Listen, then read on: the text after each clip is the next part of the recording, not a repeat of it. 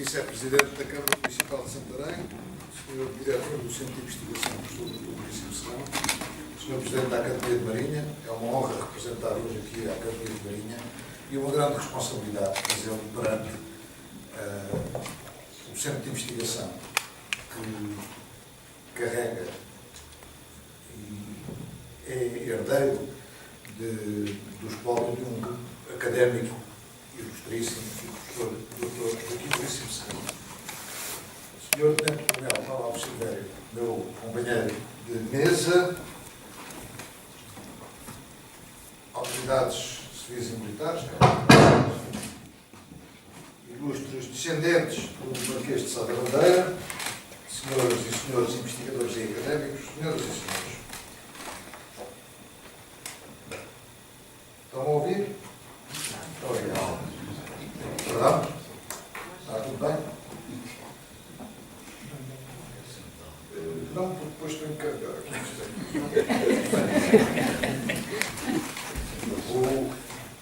Desculpas, fugiram à recomendação que me fez de ficar sentado, mas sinto mais confortável assim, senão não trabalhar nada. Agora, deixem-me só 10 segundos. Licença. Recuperar os slides, cá estão.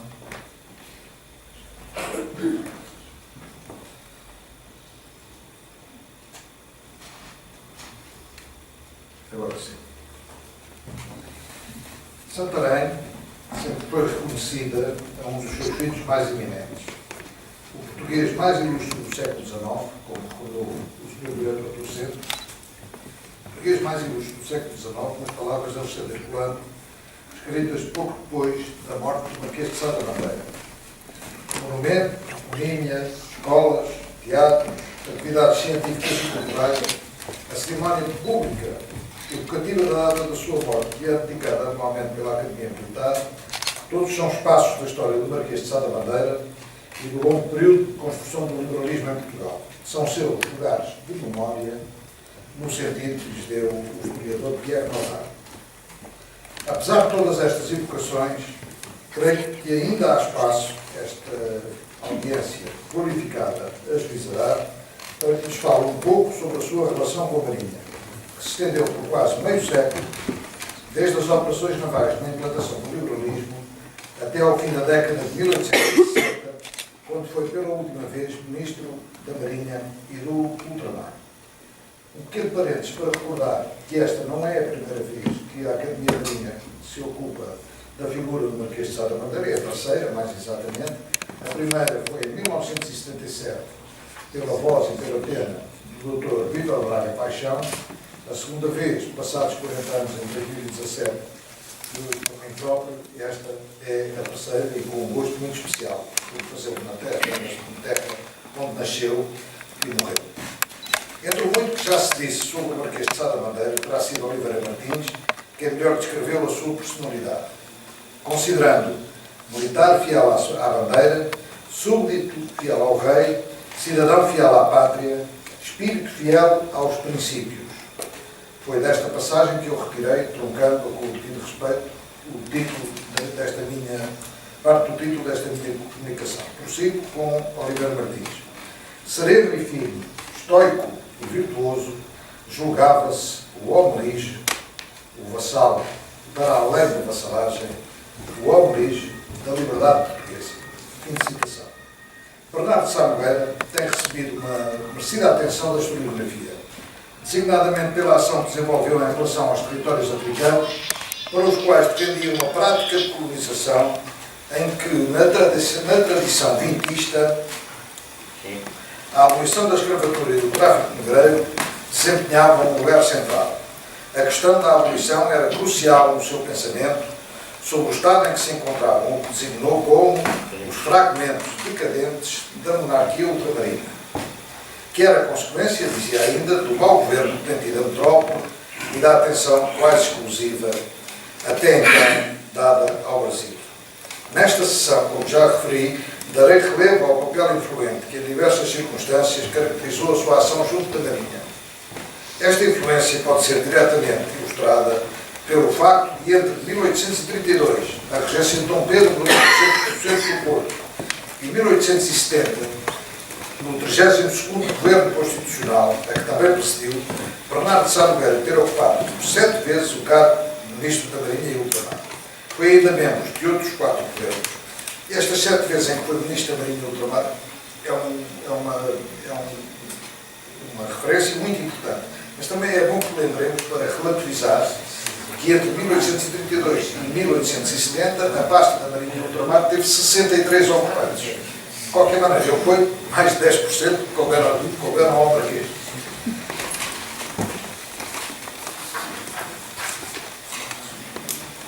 De regresso a Portugal, em 1915, depois de ter sido feito prisioneiro nos Pirineus, no ano anterior, quando participava do exército anglo-português que combatia Napoleão, de regresso a Portugal, iniciou um percurso de estudos que Simão José da Luz Soriano, que seria depois empregado no Ministério da Marinha, entre outros, e foi biógrafo do Marquês, descreveu desta maneira, apologética, é claro, na verba da época, sabedor de que os mais ilustres capitães, dentre os gregos e romanos, foram os que mais se aliaram com as prendas da sabedoria, com as do valor e coragem militar. Resolveu-se, Sá Bandeira, ou melhor, Figueiredo, resolveu-se a ir frequentar os estudos matemáticos da antiga Academia Real da Marinha, para depois seguir os da antiga Academia de Fortificação e Centro. As duas escolas ligadas aos 2 ramos das Forças Armadas, que para que nenhum se queixe, foi um homem equilibrado desde o princípio. Concluída esta fase, professor de Matemática e Filosofia em Coimbra, entre 1818 e 1820, prosseguindo os estudos em Paris e depois em Londres, onde estudou Engenharia em 1825 e 1826. Esta prolongada formação contribuiu para a sua condição de homem culto, versado em diversas línguas, atributos que, em conjunto com as suas opções políticas, o converteram numa personalidade fundamental e singular da vida política portuguesa ao longo do segundo e terceiro quartéis do século XIX. Em 1830, depois de uma tentativa curada para tomar a Madeira para a causa liberal e de uma viagem ao Brasil, onde se encontrou com o Imperador, viajou para a Ilha Terceira, onde, a partir daquele ano, de 1830, se instalou o Conselho de Regência, nomeado por Dom Pedro. Combateu pelo controle das Ilhas Açorianas, consumado em agosto de 1831, e ele permaneceu até ao desembarque do Mindelo, em julho de 1832.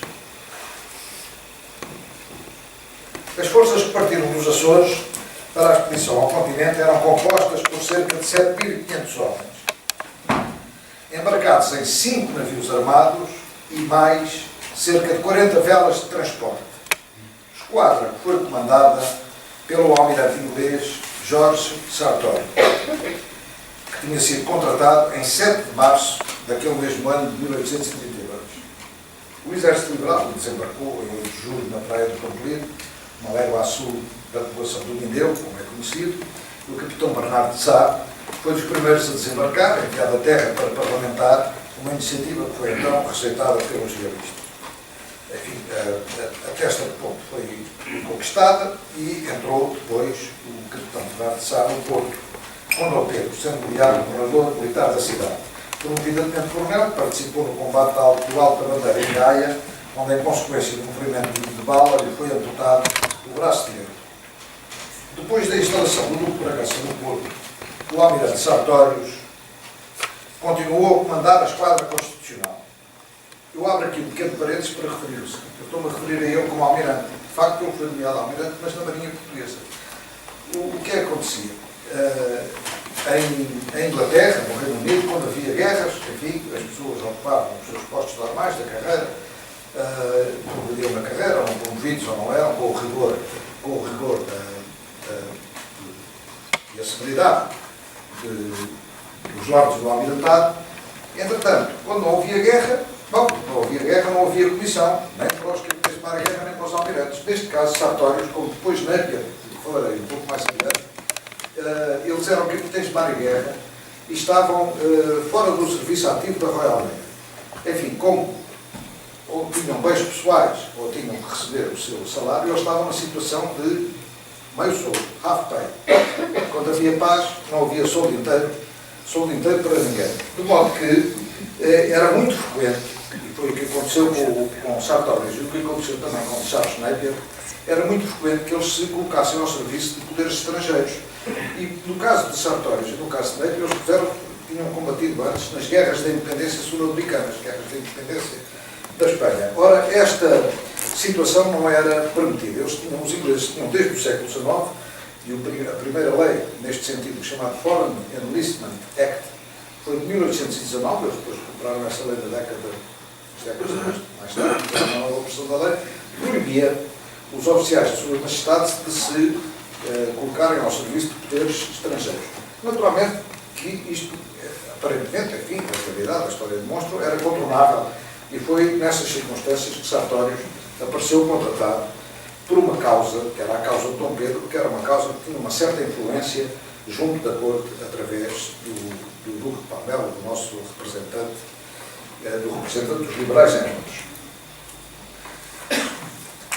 Ora, Sartorius exerceu o comando da esquadra constitucional em condições progressivamente mais difíceis, tendo que enfrentar surtos de cólera, insubordinações seguidas a boas razões, duas basicamente: o mau estado dos navios que lhe foi dado, da esquadra que lhe foi dado a comandar, e também circunstâncias de estarem há 7 ou 8 ou 9 meses sem lhes pagarem o prémio e sem lhes pagarem os vencimentos.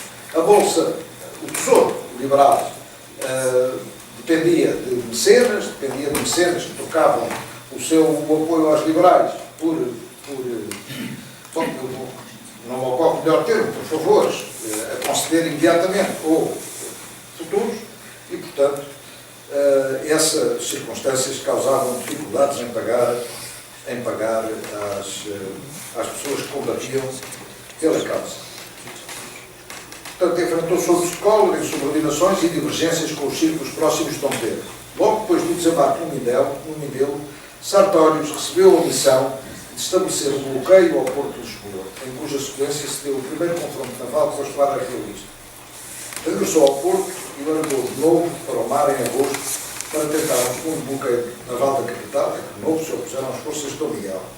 As duas esquadras que se perseguiram uma à outra pela costa de Portugal acima, acabaram por se confrontar no dia 11 de outubro de 1832, ao largo de Vigo, num resultado que ficou com um combate de resultado indeciso. De regresso ao Porto, o almirante inglês foi recebido com frieza por Dom Pedro e pelos do seu círculo próximo consideravam um fracasso o não apressamento ou destruição dos navios absolutistas. Para encontrar uma saída para a situação, Bernardo de Sá Nogueira foi, em 10 de novembro de 1832, nomeado Ministro da Marinha do Governo da Regência, o primeiro cargo político desempenhado pelo futuro Marquês de Sá da Bandeira. As boas relações existentes entre Sá e o almirante inglês acabaram por restabelecer uma certa confiança de Sartorius com o governo de Dom Pedro, condição que, no entanto, o futuro próximo revelaria muito precária. De facto, a situação no Porto continuava a agravar-se, sobretudo nas frentes terrestre e financeira, já que continuava a ser muito difícil a obtenção de empréstimos que permitissem a continuação da resistência e a preparação, sobretudo, naturalmente, de uma ofensiva para sul.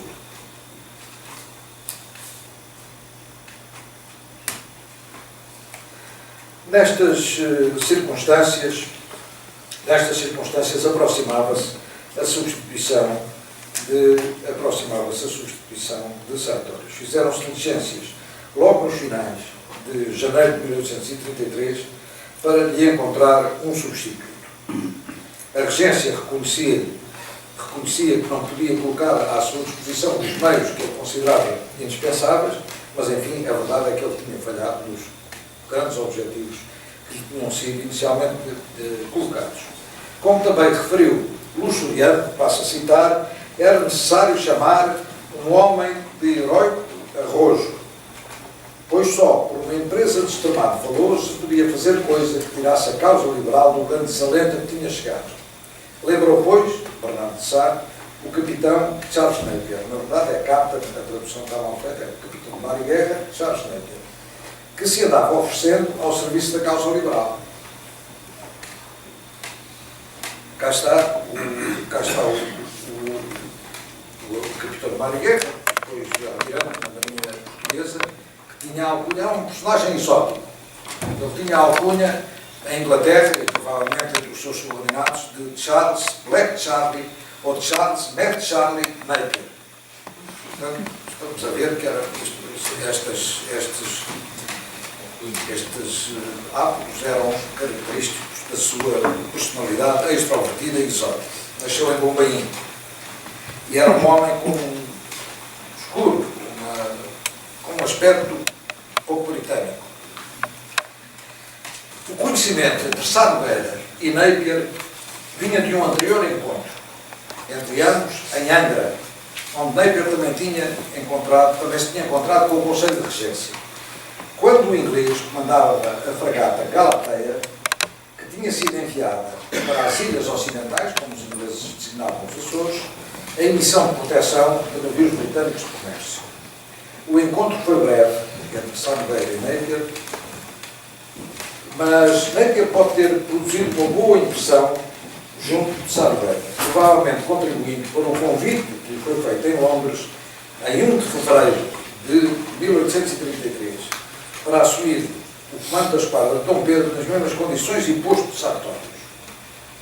A carta da regência com o convite chegou a Napier acompanhada de uma outra de Bernardo de Sá, na qual o Ministro da Marinha dava conta ao inglês da composição da esquadra constitucional, pedindo que qualquer acordo com os enviados portugueses fosse mantido secreto, portanto, tendo quanto possível. Era uma reserva que convinha a ambas as partes. A Napier, não se faria grande propaganda em Londres, que ele se ia pegar ao serviço de um poder estrangeiro, por mais simpatias que a causa liberal tivesse junto da corte e do governo de Sua Majestade, e também convinha ao governo da regência, porque só podia-se pedir Sartórios quando tivesse um substituto para ele. É isso que vai acontecer.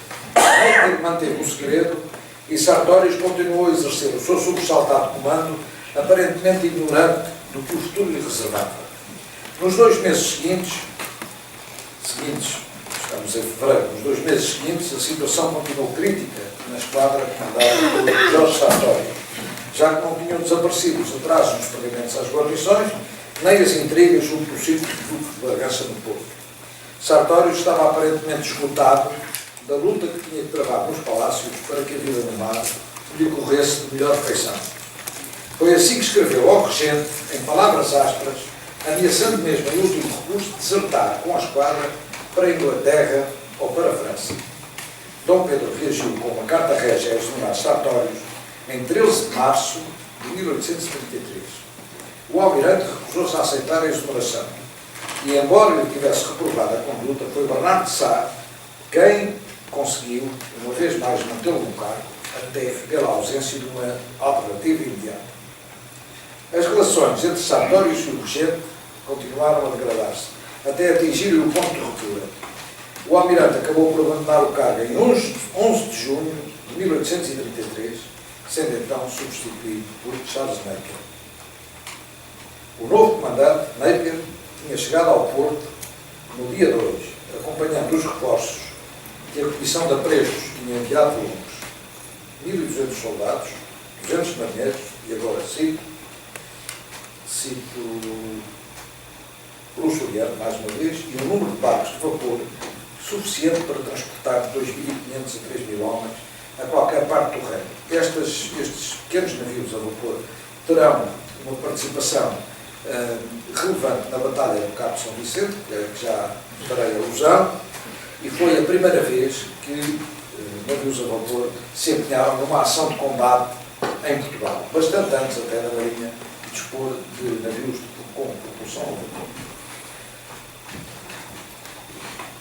Em 5 de julho de 1833, menos de um mês depois de assumir o comando da esquadra liberal, o almirante Napier venceu o combate naval do Cabo São Vicente. Está aqui representado num óleo muito bonito do Museu de Marinha, do vosso lado esquerdo.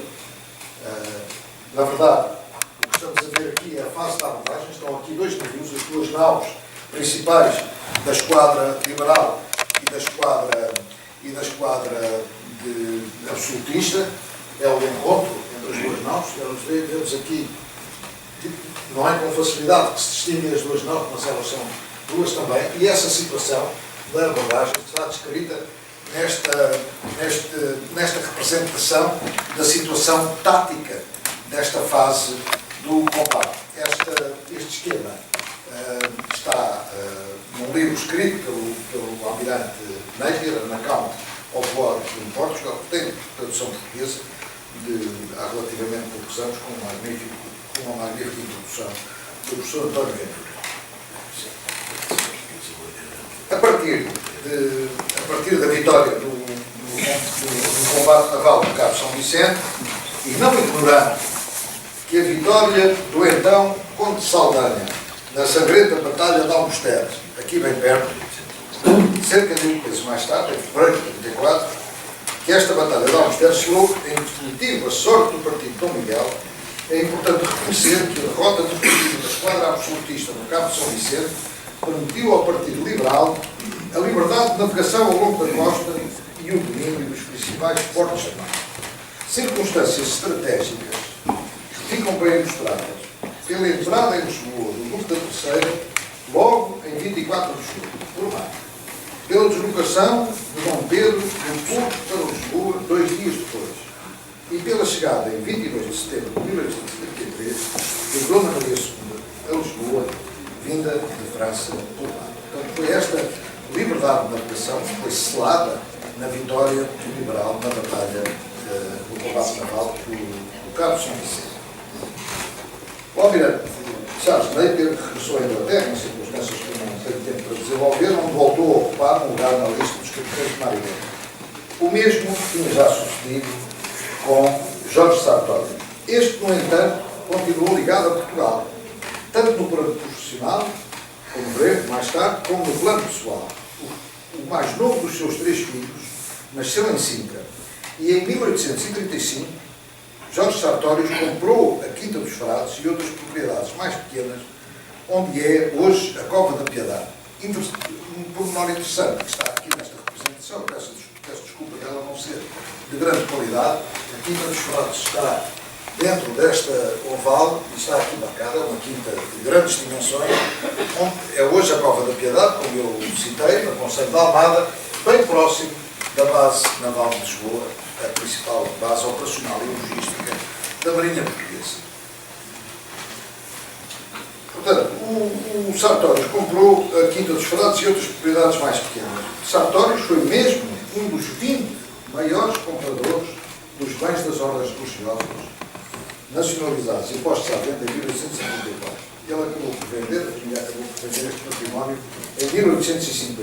Entre 35 e 50 esteve em poder deles. Está instalado, curiosamente, na Casa Senhorial da Quinta, está instalado o Museu da Almada.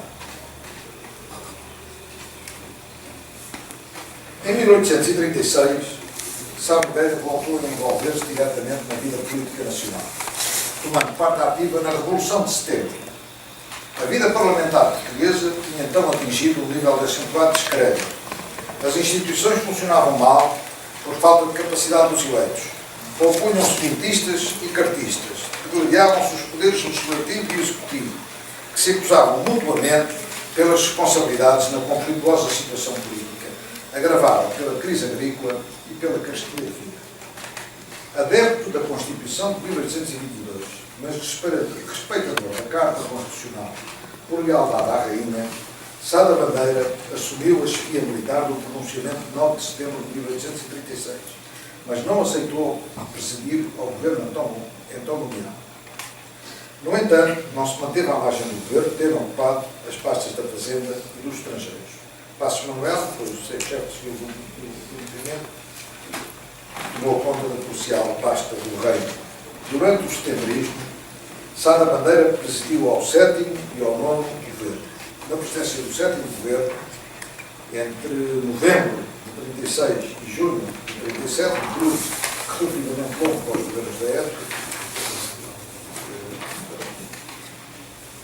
ainda que muitas, sim, na presidência do sétimo governo, ainda que muitas vezes relembrada, não será demais voltar a pedir a publicação do decreto de 10 de dezembro de 1836, que pela primeira vez criminalizou o comércio de escravos em ambos os hemisférios, uma iniciativa que foi fruto da sua visão estratégica, e é necessário também dizê-lo, da pressão dos ingleses. No segundo executivo, no novo governo, Sá Moreira ocupou de novo a pasta da Marinha e Ultramar, distinguindo-se pela iniciativa que tomou em conjunto com o Ministro da Guerra, que era então o Padre Guerreiro de Castro, da criação da Escola Politécnica de Lisboa e da Academia Politécnica do Porto, ambas relacionadas com a Marinha, bem como da Escola do Exército, 1837. Em 1851, depois do pronunciamento encabeçado pelo Duque de Saldanha, inaugurou um novo período do liberalismo português, com termo ao que Oliveira Martins apelidou de reinado da frase e do tiro, para designar o período de 1834, fim da Guerra Civil, 1851, o golpe militar de Saldanha, que vai abrir o período designado de regeneração. Em 1851, depois do golpe de Saldanha, Sá Moreira foi promovido a Marechal de Campo e nomeado diretor da Escola do Exército, cargo que exerceu até morrer. Entre 1856 e 1859, o novo governo, o 22º governo, desfiado pelo então Marquês de Lolé, Sá Moreira foi de novo Ministro da Marinha e Ultramar. Neste relativamente longo ministério, deixou mais uma vez a sua marca na evolução da Marinha. Sá da Bandeira teve então a visão de acolher o essencial das propostas feitas no relatório de uma comissão de inquérito da Câmara dos Deputados às repartições de Marinha. Uma das 3 comissões de inquérito nomeadas no tempo da monarquia constitucional e, verdadeiramente, a única que produziu resultados. Um relatório de 1000 páginas e contém as investigações e os resultados. Para a Comissão Parlamentar, não está mal. Consultados. Esta Comissão tinha desenvolvido o seu trabalho entre 53 e 56. Foi com base, então, nas conclusões deste relatório. Não resisto a agradecer ao diretor do Partido que chamou a minha atenção para este relatório há uns anos. Foi com base nas conclusões deste relatório que, para além das medidas de reforma orgânica que abrangeram diversas áreas da Marinha, Sá da Bandeira promoveu a aquisição das primeiras corvetas de propulsão mista, a vela e a vapor, numa tentativa de iniciar a renovação da esquadra através da aquisição de um conjunto de meios navais, tanto quanto possível coerente e tecnologicamente atualizados. Lembremos que Bernardo de Sá era senhor de formação em engenharia, que eu tive a oportunidade de recordar, sendo também conhecidas as suas preocupações com a inovação da ciência e da técnica e com o desenvolvimento do país. Permitam-me que recuo a 1830 para demonstrar como estas aptidões se manifestaram cedo na sua vida. E foi em 1830 que ele deixou as suas propostas quanto a medidas para remover, cito, os estorvos ao adiantamento de toda a espécie de indústria, defendendo ainda a abolição dos dízimos, o que leva passou a ser pago pelos fregueses de cada paróquia, defendeu a abolição dos dias de guarda e dos dias de jejum. Dizia ele, com estes dias de guarda e de jejum, apenas a Inglaterra ganhava, porque fornece o bacalhau que em Portugal é levado até aos confins do Império. Dias de jejum e de guarda, comia-se bacalhau e Portugal não tinha. Defendeu ainda a abertura de canais e carris de ferro, que iriam permitir, disse ele, ao habitante do Porto, comprar ao grego e ao holandês o trigo que atravessou centenas de léguas. Pretendeu também promover o estabelecimento de indústrias e da instrução pública, e a propósito da instrução pública disse, e com muita especialidade, o ensino das ciências físicas e matemáticas aplicadas às artes industriais, ensino que a Inglaterra e a França vão hoje tirando grandes vantagens. Regresso agora a 1858, quando foram aumentados ao efetivo da Armada as 3 primeiras corvetas de propulsão mista. Bartolomeu Dias sabe se isto é justamente a entrada, a corveta de Bartolomeu Dias saindo do Barra de Deus, que está representada neste óleo magnífico de Dom Vitor de Marinha, João Pedroso, obra do Dr. Paulo Santos, graças ao livro que o Dr. Paulo Santos publicou sobre a obra de João Pedroso Eduardo, está no Museu de Marinha, mas a minha atenção foi chamada para ele através da sua obra. Estes 3 navios foram construídos em Londres e a sua contratação e relações com os estaleiros ficaram a cargo do Almirante Sartórios, convidado e pago pelo seu velho conhecido, o então Visconde de Sá da Bandeira. Para esta tarefa, o Almirante Sartórios dispôs de uma larga autonomia, praticamente de grandes poderes, tanto no plano técnico como no dos custos, até porque o processo da primeira corveta foi rodeado de especial urgência devido à necessidade de transportar Dona Estefânia de Plymouth para Lisboa para celebrar os esponsais com Dom Pedro V, já tinham casado por proclamação. E a senhora tinha-se deslocado do seu principado, Sigmaringa, Hohenzollern Sigmaringa, para Ghent, na Bélgica, e para Plymouth, e Plymouth, a corveta de Bartolomeu Dias, transportou para Lisboa, fazendo esse transporte com a dignidade de um navio novo e tecnologicamente atualizado. Não tínhamos navio capaz de desempenhar esta missão com dignidade. Está aqui representado, é muito interessante, estas 2 fotografias representam justamente a chegada da infausta Dona Estefânia, há mais de um ano de morrer, a Lisboa. Esta larguíssima liberdade de ação de que dispôs Sartórios enquanto agente do governo português pode ter sido a base para o risco que correu a sua reputação nesta segunda prestação de serviço à Armada Real Portuguesa. Sabemos através de uma longa carta que, em 8 de dezembro de 1862, Sartórios escreve ao Ministro da Marinha, em Lisboa, o então Marquês de Lolé, contra os rumores que corriam de que teria tirado vantagens pessoais da aquisição dos navios. A reparação por parte do Governo e do Soberano portugueses não iria tardar sob a forma da concessão da Grande Cruz da Ordem da Torre Espada, ainda antes do final deste ano de 1862. Está aqui, salvo erro, a placa da Ordem da Torre Espada, que permite também datar esta fotografia de depois de 1862. Foi graças ao espírito aberto e à visão política de Sá da Bandeira que se deram passos importantes para a inversão da frágil situação em que a Marinha se encontrava nos meados do século. O seu nome, Sá da Bandeira, foi dado à 4ª corveta de propulsão mista, a primeira construída no Arsenal de Marinha em Lisboa, que reinava já Dom Luís I. Continuando politicamente ativo, Sá da Bandeira presidiu aos 26º e 29º governos constitucionais, respectivamente 1865 e depois 1868 e 69, governos durante os quais voltou a ocupar-se também das pastas da Marinha, da Guerra e dos negócios estrangeiros. As suas últimas funções políticas foram desempenhadas na chefia do 32º Governo Constitucional, no qual voltou a acumular a pasta da Marinha e do Ultramar entre agosto e outubro de 1870.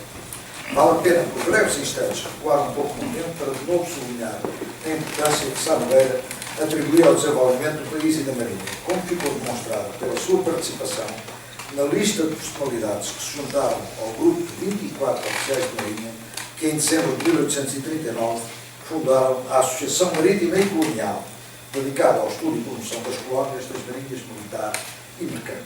Anos mais tarde, em 1852, viu ser-lhe atribuída a qualidade de sócio honorário do importante Instituto de Coimbra.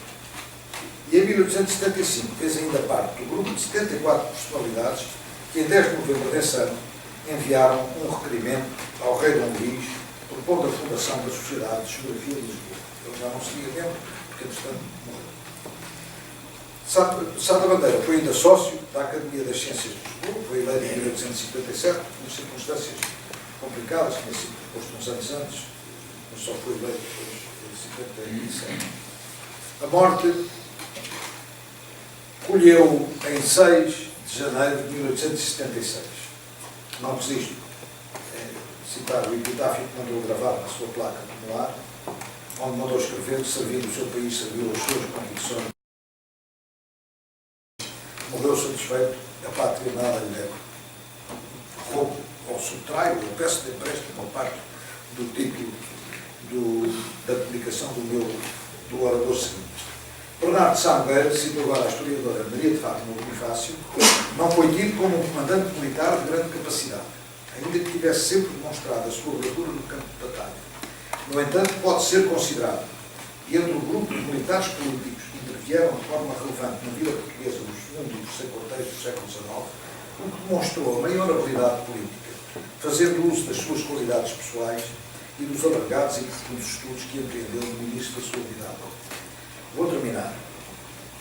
A sua ação militar e política foi subordinada ao princípio da liberdade. Uma liberdade concreta, materializada num direito de voto alargado e livremente exercido, na sua fidelidade ao trono, nem sempre traduzida na obediência absoluta, que não era essa a sua forma de servir a coroa e a nação. A Marinha, há séculos instalada na Ribeira das Mãos, recorda-o sempre no bem próximo lugar de memória, que é a sua estátua, paga por subscrição pública, que foi inaugurada em 1884 na Praça de Dom Luís I, o Rei Marinheiro. Muito obrigado pela vossa atenção.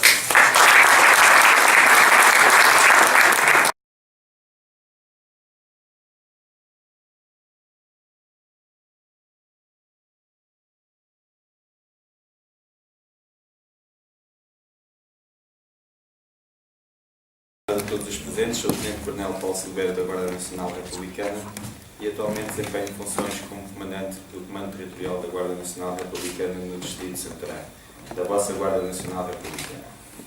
As primeiras palavras são de agradecimento institucional e são em nome de Sua Excelência o nosso General Comandante-Geral, naturalmente ao município de Santarém e também ao Centro de Investigação do Sr. Veríssimo Serrão, na pessoa do Sr. Diretor, Sr. Professor Dr. Martinho Vicente Rodrigues. As segundas palavras são em nome pessoal. Nada mais insígne para qualquer militar do que falar do Marquês de Sá da Bandeira. É uma honra e um orgulho fazê-lo na presença de camaradas dos ramos das Forças Armadas, na presença de camaradas da Polícia de Segurança Pública e, naturalmente, na presença de oficiais da Guarda Nacional Republicana e ainda mais na presença da minha querida filha Maria Silveira.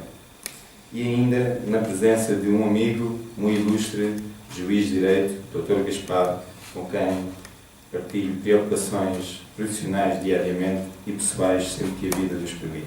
Bem-aja a todos. O tema que me proponho desenvolver é, de facto, a pátria nada me deve, reminiscência da vida do general Bernardo de Sá Nogueira Figueiredo, português mais ilustre do século, como referido do século XIX, bem sabemos. Se olharmos para este título, rapidamente nos apercebemos que vou dividir a minha exposição em duas partes. Numa primeira parte vou calcorrear a vida militar de Sá da Bandeira e numa segunda parte irei apresentar alguns conteúdos que nos permitem chegar à rápida conclusão que se trata de um ilustre português da nossa história. O culto dos seus heróis é para as nações um dever e uma necessidade no nosso humilde entendimento. O Marquês de Sá da Bandeira foi um dos mais bravos e devotados soldados da liberdade, não sendo minguado de talento, porque os seus dotes de caráter e qualidades profissionais e pessoais o distinguiram no século XIX e no seu meio. É de inteira justiça que receba do país o respeito e o culto perpétuo ao nível dos grandes heróis. Pretende-se, com esta preleção, destacar a figura de Bernardo de Sá Nogueira de Figueiredo como militar temerário, de prestígio inabalável, como governante responsável, de uma inteligência fecunda, com especial apetência para as ciências e permanente ligação a Santarém. Nunca deixou de visitar Santarém.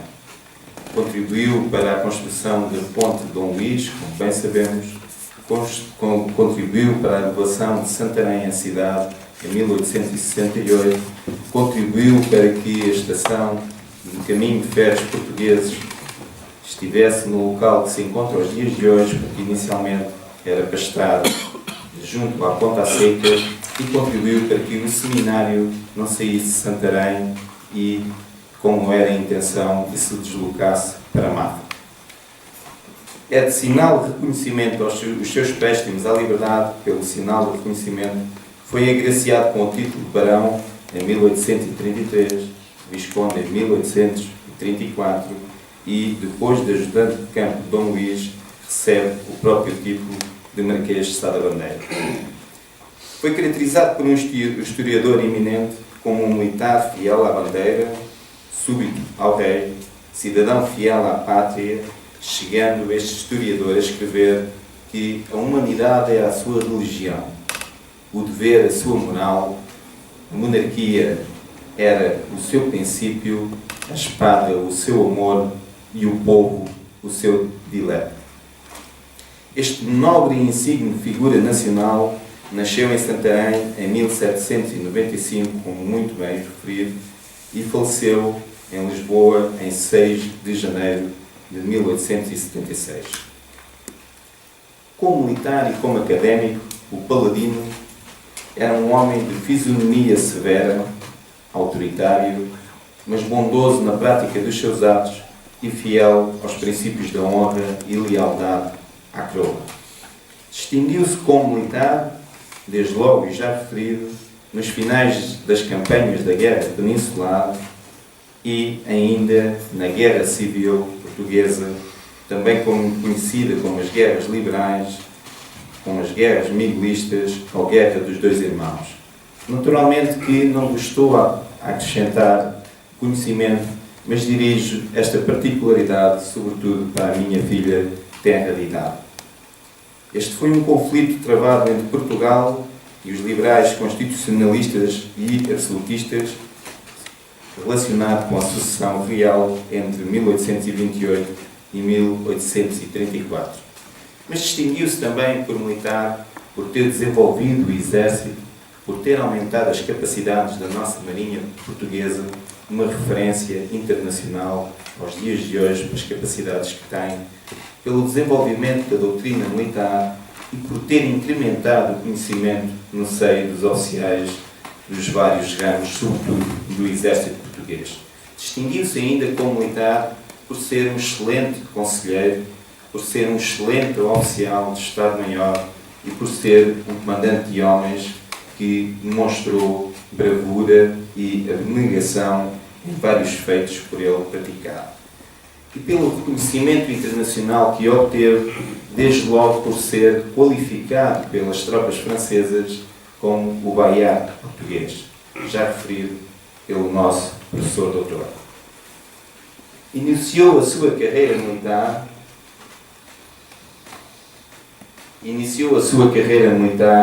em 4 de abril de 1810, onde se apresentou de modo voluntário junto ao Regimento de Cavalaria número 11, em Queluz.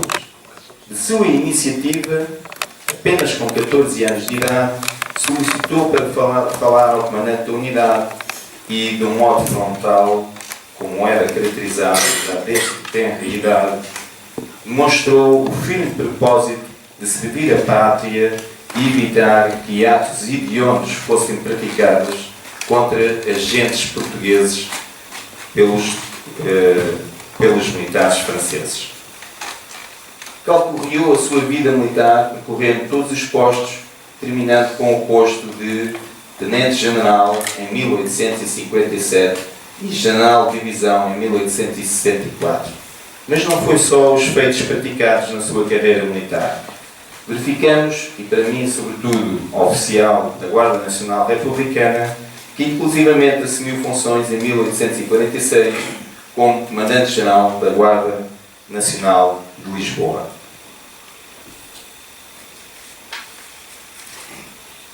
Foi agraciado com a Torre-Espada e agraciado com todas as condecorações nacionais e estrangeiras do mais relevo ao tempo.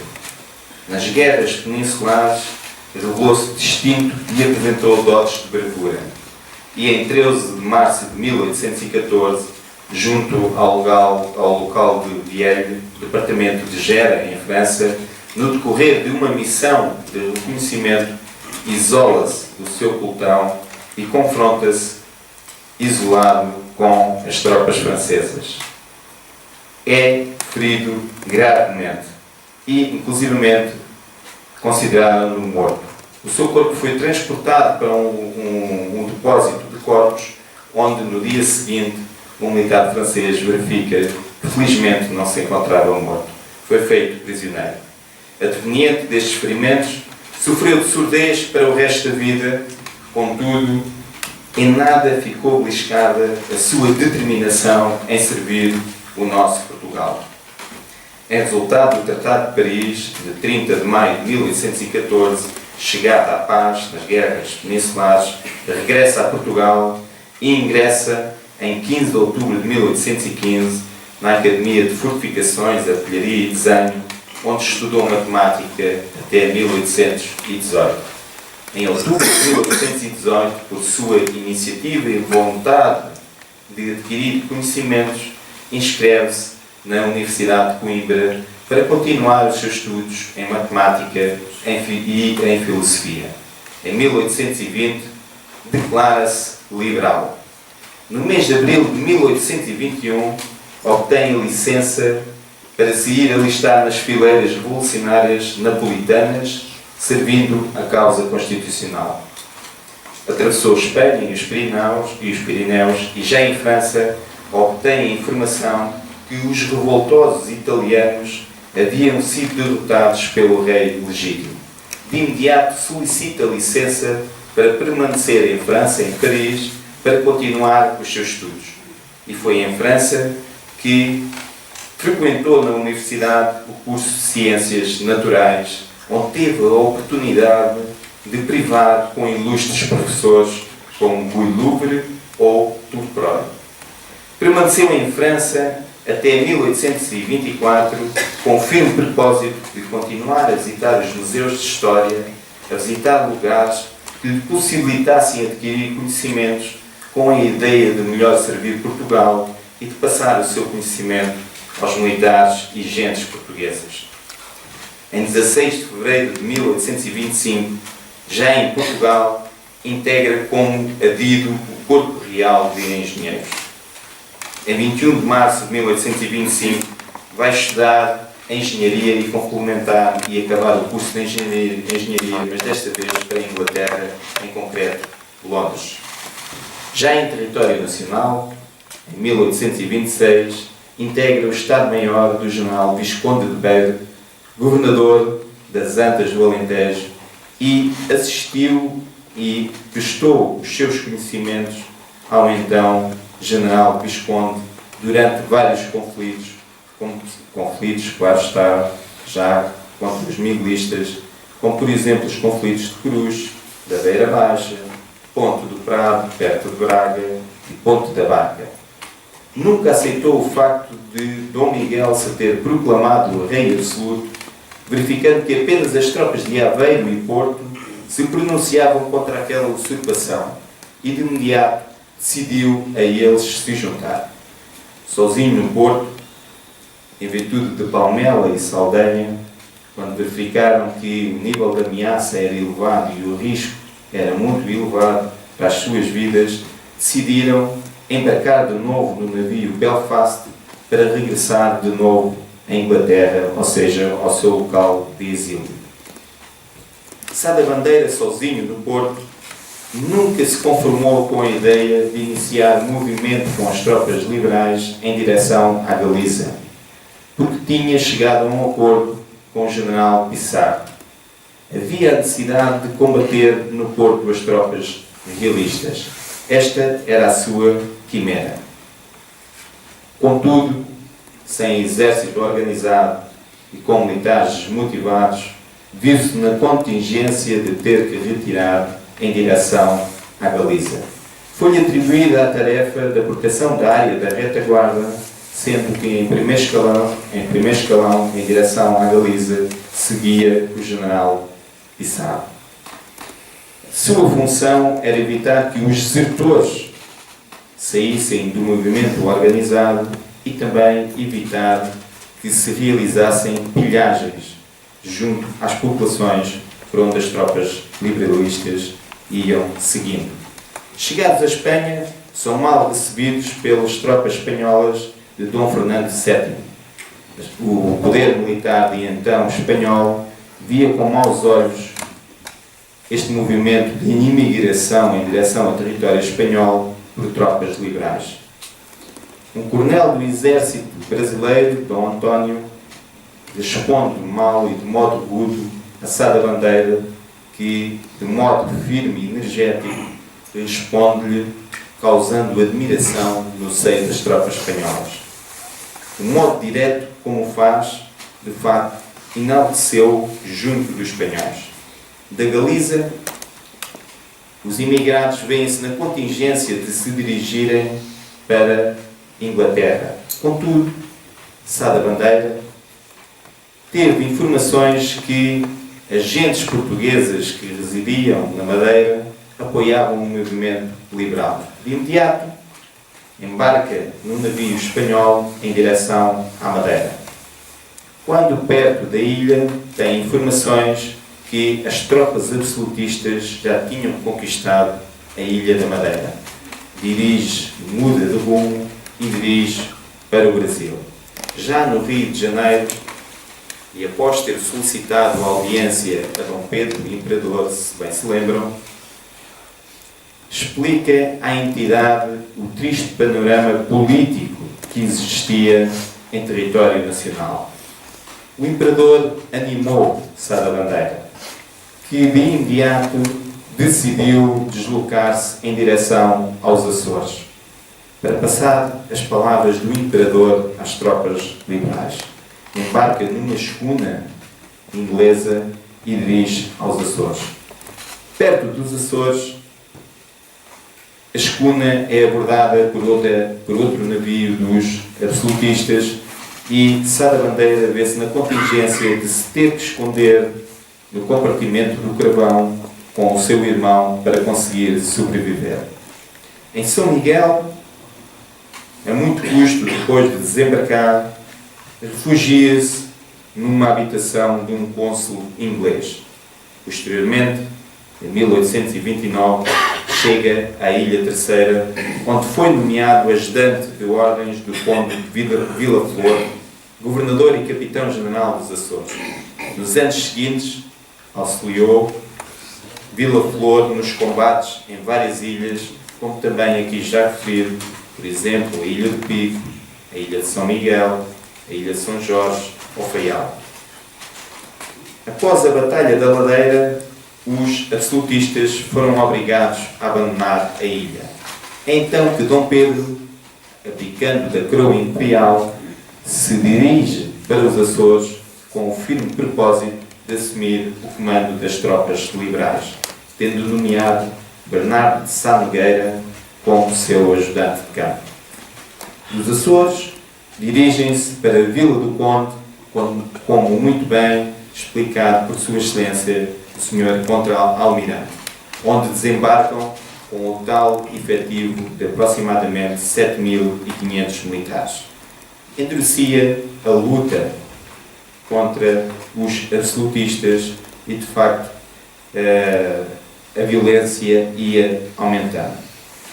Já em território continental, Bernardo de Sá Nogueira é nomeado governador militar do Porto, substituindo Dom Tomás de Mascarenhas, que se relevou sem iniciativa na Batalha da Ponte Ferreira, se bem se lembram. Como primeira medida, Sá Nogueira exige que o Porto seja considerado uma praça de guerra e que os batalhões disponíveis ficassem sob o seu comando, e de seguida manda fortificar o convento da Serra do Pilar. Em 7 de agosto de 1832 é derrotado o Conde de Vila Flor na Batalha de Soto Redondo e Dom Pedro, com receio, pretende embarcar e afastar-se do território nacional. Mais uma vez, o nosso conselheiro desempenhou um papel ímpar para acalmar a entidade e continuar de modo organizado os combates contra os absolutistas. Em 8 de setembro de 1832, os miguelistas voltam à margem sul do Douro para conquistar as posições junto à Serra do Pilar. Sá Nogueira mandava as tropas que defendia nas posições de Vila Nova de Gaia e que teve que abandonar, mas conseguiu assegurar as posições na Serra do Pilar em virtude de, em momento anterior, ter fortificado esta posição. Foi então que no sítio do Alto da Bandeira sai ferido com uma bala no braço direito que teve de ser amputado. Apesar de ferido gravemente, não abandonou as suas tropas, continuou a dar indicações para ocupar as posições defensivas e a organizar a defensiva, e só numa segunda fase pede auxílio médico. Tal era a sua coragem. A menção de Bandeira, e mais uma vez para a minha querida filha, no nome, foi feita por alusão ao nome do local onde se travou este combate e onde perdeu o seu braço, e pelos feitos e atos de bravura praticados. Viveu-se períodos de desânimo, porque Dom Pedro viu-se encerrado no interior das muralhas do Porto, sem apoio significativo de agentes nacionais ou de outras entidades externas. Em 24 de março de 1833 é ferido novamente, mas desta feita nas Antas, também no Porto, mas agora numa perna. Como governador de Peniche, tomou óbitos e marchou para Torres Vedras. Posteriormente, em outubro de 1833, comandou uma divisão no Algarve e em 1834 chegou ao Alentejo, ao ponto de as tropas miguelistas reforçarem as posições a sul do Tejo, atendendo à evolução progressista em termos de movimento de Sá da Bandeira. Após terminar a luta armada entre miguelistas e constitucionalistas, começou a luta política e parlamentar entre constitucionalistas, falo em concreto de trembistas por um lado, onde Sá pertencia, e cartistas por outro. Criou, em 12 de janeiro de 1837, com Passos Manuel, o Asilo Rural Militar para os filhos das praças do pré-exército, hoje pupilos do exército. Em 11 de janeiro de 1837, criou as já faladas escolas politécnicas e em 12 de janeiro de 1837 cria aquilo que é hoje a Academia Militar. O Marquês de Sá da Bandeira é um ilustre patrono da centenária e nobre Academia Militar que permanece no pensamento de todos os oficiais, dos mais antigos aos mais modernos, que recordam como um exemplo a seguir para as sucessivas gerações de oficiais do Exército e da vossa Guarda Nacional Republicana. Em jeito de resumo e como governante, podemos afirmar que Sá da Bandeira foi Presidente do Conselho de Ministros 5 vezes, 29 vezes nomeado como Ministro, exerceu funções em todas as pastas, exceto na Justiça, porque não era jurista. 3 vezes foi nomeado como Ministro do Reino, 11 vezes Ministro de Guerra, 7 vezes Ministro da Marinha, como muito bem já referido, 6 vezes Negócios Estrangeiros, 1 vez da Fazenda, 1 por interinidade das Obras Públicas e foi vogal do Conselho de Estado de modo vitalício desde 1 de junho de 1860. Acabamos de refletir um pouco sobre um distinto português militar, estadista e defensor da igualdade e liberdade, pugnou pela abolição da escravatura, abolição dos passaportes no território nacional e pugnava pela liberdade de fora. Quem muito agradeceu a história de Portugal pelos feitos alcançados na vida castrense, pela inteireza de sua defesa nos ideais políticos que prosseguiu e pelos interesses na vida coletiva em respeito aos direitos humanos. Homem de inabalável perseverança, firmeza de ânimo, de lealdade e constância extrema na integridade, jamais capitulou, nunca evidenciou qualquer fraqueza, sendo resiliente quanto às causas que julgava progressistas para os interesses nacionais. Os feitos alcançados pelo Paladino são uma imorredora lição para a grey portuguesa, sendo a sua memória digna de veneração por inspirar devoção a valores fundamentais para a vida em sociedade, alimentar confiança, despertar heroicidades e aclamar por Portugal. Foi ponderoso até à obstinação e, apesar dos feitos, escreveu que a pátria nada me deve. Esta é a história da vida deste brilhante scalabritano que constitui uma referência para toda a sociedade portuguesa. Muitos outros episódios poderiam ser apresentados, mas o tempo de que razoavelmente se pode agora dispor obriga a desistir-se de os descrever. Esta era a minha intervenção. Com a vossa anuência, pedi agora que, a meu título pessoal, autorizem que dirija algumas palavras ao professor doutor, diretor deste excelente centro de investigação. Sr. professor, o senhor, como sabe, foi meu professor no 11º e 12º ano de escolaridade. Em maturidade que tinha na altura, nunca me permitiu, apesar deste intento ter existido em mim há longos anos, nunca me permitiu a ousadia e a oportunidade, perante uma audiência que o senhor merece, de lhe dizer que o senhor foi um dos melhores professores que tive até aos dias de hoje. Bem-haja por aquilo que me ensinou e pelo que contribuiu para a minha formação como homem. Minha filha, falamos de um português digno de registro e sobre o qual pretendo que reflitas e que, se puderes, analisa a sua história. Muito obrigado a todos.